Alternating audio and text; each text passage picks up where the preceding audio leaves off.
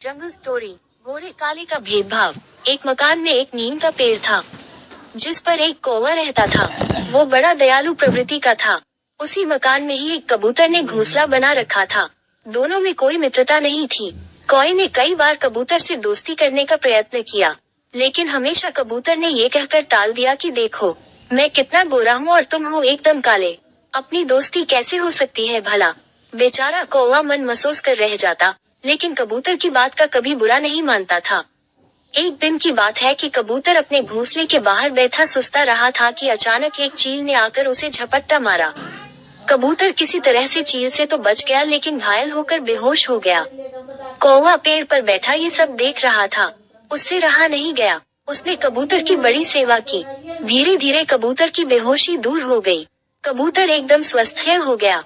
बेहोशी दूर होते ही जैसे ही उसने आंखें खोली, अपने पास कौवे को देखकर उसने अपनी आंखें बंद कर ली और ऐसा नाटक करने लगा जैसे मर गया हो।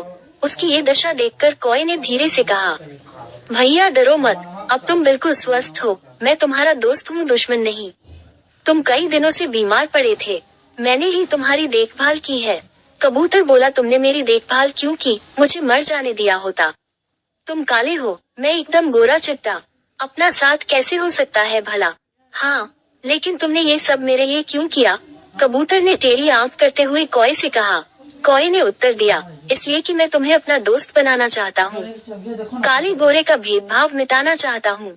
कौवे ने कबूतर को समझाते हुए कहा, भैया बात यह है कि हमारा रंग अलग अलग है, जाति धर्म सब अलग अलग है, लेकिन हमारा दोनों का दिल तो एक ही तरह धड़कता है, खून का रंग एक जैसा है। तुम्हारे अंदर भी जो सब कुछ है वो सब कुछ मेरे अंदर भी है। मेरे मित्र, तुम इस बात को थोड़ी बुद्धि से काम लो, तब जाकर तुम मेरी बात को समझ पाओगे। फिर तुम्हें ये काले गोरे का भेदभाव नहीं दिखेगा। कौवे की यह बात सुनकर गोरे कबूतर का सिर शर्म से झुक गया और उसने कौवे को गले से लगा किया।